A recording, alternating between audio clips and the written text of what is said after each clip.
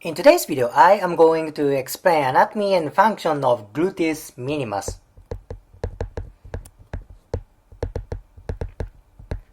As the name of this muscle suggests, this muscle is the smallest muscle among glutes muscles. Of course, there is gluteus maximus, that is the biggest one, gluteus medius, that is middle-sized muscle, gluteus minimus, which is this one. This is the smallest gluteal muscle. Let me explain its origin and insertion first. Origin is this part. It's from pelvis. This area is gluteal surface. Gluteal surface, it's broad area right here. This is origin. Insertion is this part. This is greater trochanter.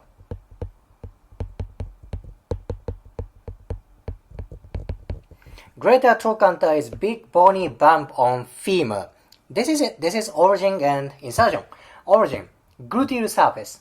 Insertion is greater trochanter. Now let me explain its functions. Functions of gluteus minimus is just humongous, just numerous. Let me explain general function first. This is gluteus minimus. General function of this muscle is hip abduction. Hip abduction is open leg movement. That is like a split movement. This is general function. Then, if you look carefully, gluteus minimus is slightly wide muscle. You can separate gluteus minimus to two parts, anterior part and posterior part. Let me explain functions of anterior part first. Anterior part does hip flexion. Hip flexion plus internal rotation. Of course, anterior fiber does abduction as well. Abduction is general function. Specific functions for anterior fiber is flexion and internal rotation. Plus, this muscle, this part can do pelvic anterior tilt, pelvis anterior tilt. That's a lot of functions, right? For hip joint, this can do flexion and internal rotation. For pelvis, that can do anterior tilt. Now let me explain posterior part. Alright, functions of posterior part.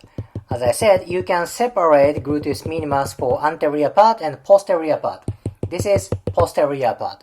Functions of posterior part is completely opposite from anterior part. Thus, posterior part can do extension. Extension and external rotation.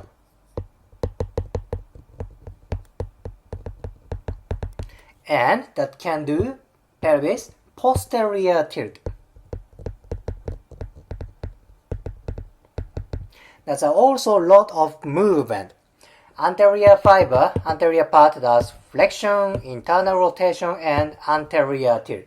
Posterior part, posterior fiber does extension, external rotation, and posterior tilt.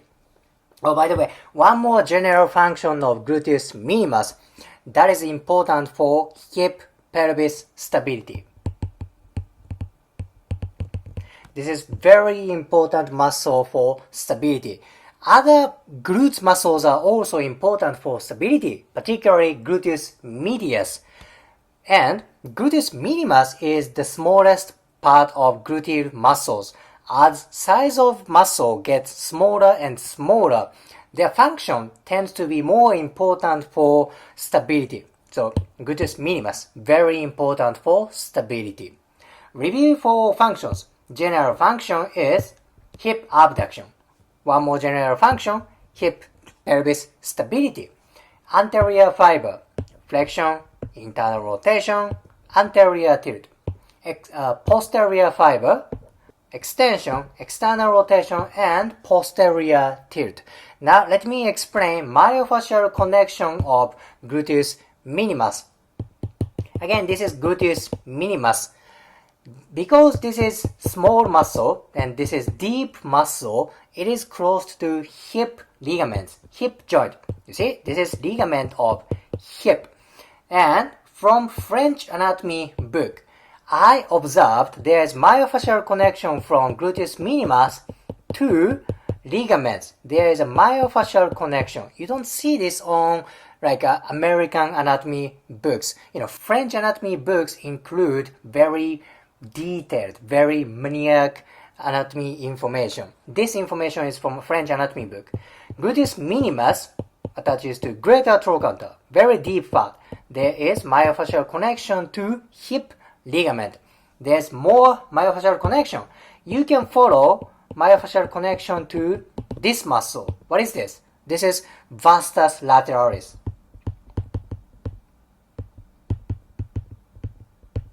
Vastus lateralis, that is part of quadriceps. Yep, this is very interesting connection. There is connection between gluteus minimus to vastus lateralis. If you understand origin of vastus lateralis, it's easy to visualize. Where's origin of vastus lateralis? It's inferior part of greater trochanter. Interesting. Where's insertion of gluteus minimus? Greater trochanter. Now it's easy to visualize myofascial connection, right? From gluteus minimus, you can go to hip ligament. Then, same time, you can go to vastus lateralis. Now from this ligament myofascial connection, you can go to the other part. This is it. This is rectus femoris. Rectus femoris is part of quadriceps as well. Gluteus minimus and rectus femoris don't have direct myofascial connection. However, if you follow this ligament myofascial connection from gluteus minimus like this, you can go to rectus femoris. Very important relationship. Very interesting relationship. Same time, rectus femoris has attachments to very close to hip joint. One part attaches to AIIS, that is part of pelvis. Yeah, that attaches to AIIS. That's part of pelvis. Then there's another fiber going to very close to hip joint. Thus, rectus femoris also has close relationship with hip joint. Again, let's review. From gluteus minimus, you can go to hip ligament via myofascial connection. Then you can go to rectus femoris. The other way, from gluteus minimus, you can go to vastus lateralis. See, these muscles are so important for hip and pelvic movement and stability. Very interesting, very important myofascial connection. Alright, in today's video, I explained basic anatomy and functions of gluteus minimus. Then I explained myofascial connection. If you liked today's video, please hit the like button, comment and subscribe. See you next video.